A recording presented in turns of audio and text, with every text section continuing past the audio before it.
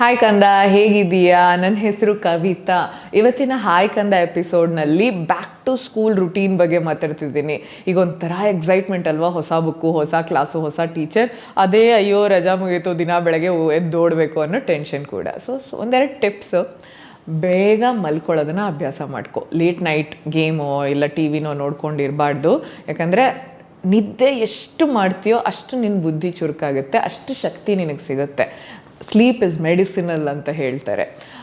ಬ್ಯಾಗ್ನ ಹಿಂದಿನ ದಿನಾನೇ ಪ್ಯಾಕ್ ಮಾಡ್ಕೊಳ್ಬೇಕು. ಇಲ್ದಿದ್ರೆ ಏನಾಗುತ್ತೆ, ಬೆಳಗ್ಗೆ ಹೊತ್ತು ಅದಿಲ್ಲ ಅಮ್ಮ ಇದು ಬಿಟ್ಬಿಟ್ಟೆ ಸ್ಕೂಲಲ್ಲಿ ಹೋಗಿ ಬೈಸ್ಕೊಳ್ಬೇಕಾಗತ್ತೆ.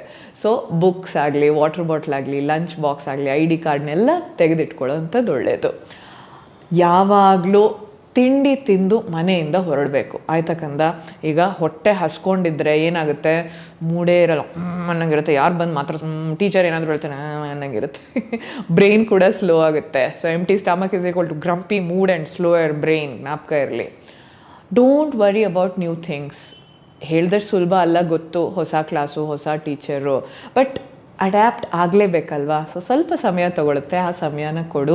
ಒಂದು ಸ್ವಲ್ಪ ನರ್ವಸ್ನೆಸ್ಸು, ಭಯ, ಯಾವ ಟೀಚರ್ ಬರ್ತಾರೋ ಏನಂತಾರೋ, ಹೊಸ ಫ್ರೆಂಡ್ಸ್ ಅಡ್ಜಸ್ಟ್ ಆಗ್ತಾರೋ ಇಲ್ವೋ ಅಂತ. ಬಟ್ ಸಮಯ ಎಲ್ಲದಕ್ಕೂ ಉತ್ತರ ತಿಳಿಸುತ್ತೆ. ಸೊ ನೀನು ಆರಾಮಾಗಿರು. ಮತ್ತು ಬಿ ಕೈಂಡ್ ಟು ಅದರ್ಸ್. ಬೇರೆಯವ್ರನ್ನ ಪ್ರೀತಿ, ವಿಶ್ವಾಸ, ಗೌರವದಿಂದ ಭಾವಿಸು.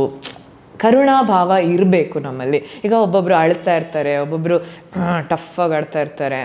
ಸೊ ನಿನ್ನ ಪಾಡಿಗೆ ನಿನ್ನ ಕೆಲಸ ಮಾಡ್ಕೊಂಡು ಖುಷಿಯಾಗಿರೋ ಅಂಥದ್ದು ಒಳ್ಳೆಯದು. Talk about your day.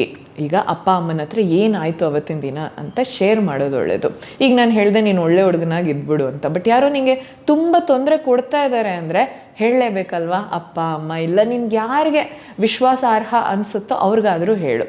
ಸ್ಕೂಲಿಗೆ ವಾಪಸ್ ಹೋಗೋದು ಒಂದು ಹೊಸ ಸ್ಟೋರಿನ ಕ್ರಿಯೇಟ್ ಮಾಡೋ ಥರ. ಈಗ ಈ ವರ್ಷದಲ್ಲಿ ನಾನು ಏನೇನು ಕಲಿತೀನಿ, ಯಾವ ಫ್ರೆಂಡ್ಸ್ ಆಗ್ತಾರೆ, ಏನೇನು ತರಲೆ ಮಾಡ್ತೀನಿ ಅನ್ನೋದೆಲ್ಲ ಗೊತ್ತಾಗುತ್ತೆ ಮುಂದೆ ಹೋಗ್ತಾ ಹೋಗ್ತಾ. ಸೊ ಎಂಜಾಯ್ ಮಾಡು ಆ್ಯಂಡ್ ಆಲ್ ದ ಬೆಸ್ಟ್.